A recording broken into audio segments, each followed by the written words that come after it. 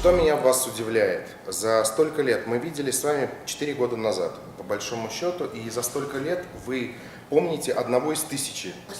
Ouais. В чем секрет такой памяти? Потому что ведь известно, что люди с возрастом теряют скорость мышления, память ухудшается. И вообще, в принципе, зрительные образы стираются со временем. Почему? Когда я зашел, вы меня сразу увидели, узнал, все, сразу подмигнул. Это ведь секрет в этом, этого лежит в том, что вы что-то еще, наверное, употребляете помимо еды.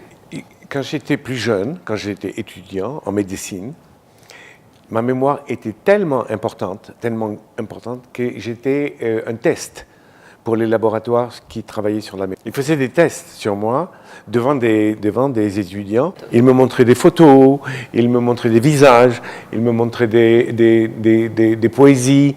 Et ils me demandaient, après un quart d'heure, de redonner tout ça. Et j'avais une mémoire qui était prodige. Сейчас мы занимаемся антиэйджем. Это модно. Антиэйдж, тело, да, за всем этим лежит терапия антиоксидантами и половыми гормонами. Oui, c'est plus que la mode, c'est pas une question de testostérone ou эстрогène aussi, Да. pour vous. Но дело все в том, что головной мозг, несмотря на это, все равно стареет.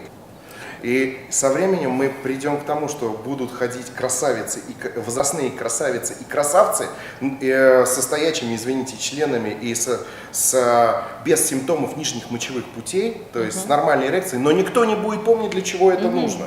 Oui, depuis à peu près 15 ans, et on a fait une découverte qui est phénoménale, parce qu'on pensait qu'avant, qu'on venait au monde avec un certain nombre de neurones, et que les neurones ne se reproduisaient pas, et que tout doucement, on perdait chaque jour un peu de neurones, et qu'en vieillissant, mais quelque chose, on a découvert autre chose. Et on a découvert que dans l'hippocampe, il y avait possibilité de nouvelles cellules, de nouveaux neurones, de fabriquer de nouveaux neurones. Et ça a été une révolution dans la médecine et dans la neurologie.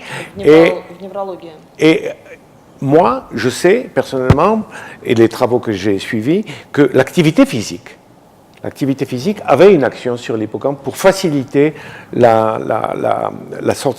production de nouvelles cellules. Ça, je suis sûr. Mais est-ce qu'il y a autre raison, autre possibilité que l'activité physique? Ну, по поводу физической активности здесь все просто. Здесь есть вещества миокины, это гормоны мышц, которые в ответ на физическую нагрузку вырабатываются и при этом стимулируют активность гиппокампа. Но при этом еще и важно питание, правильное питание. Мышцы нужно ведь чем-то кормить. Ont une action sur la... Oui. Et justement, les antioxydants qui détruisent les radicaux libres, hein, ces vitamines, il y a les flavonoïdes, etc. Et quelle est la position des hormones dans cette histoire-là? Est-ce que les hormones ont une action sur la mémoire ou sur le cerveau? Они влияют на работу мышц, и уже мышца отдает миокины, чтобы они влияли на работу мозга. Было установлено. D'accord. Est-ce que l'activité sexuelle a une action sur le cerveau? Сексуальная активность? Да, конечно, можно. Но есть одно но. Дело все в том, что есть положительный сексуальный опыт и отрицательный сексуальный опыт. А есть никакой сексуальный опыт. То есть Non, mais le plaisir sexuel, le plaisir, l'orgasme, tout ce qui... Est-ce que ça a une... Да, оргазм, конечно, но этот оргазм должен быть ассоциирован. Я вот говорил как раз-таки про положительный сексуальный опыт. Например, в девушку влюбился, да, и в этот момент, когда у них происходит оргазм у этой пары, неважно в каком возрасте, девушка, она может быть 80 сейчас лет, неважно в каком возрасте происходит оргазм, но дело все в том, что оргазм это всегда серотонин и дофамин.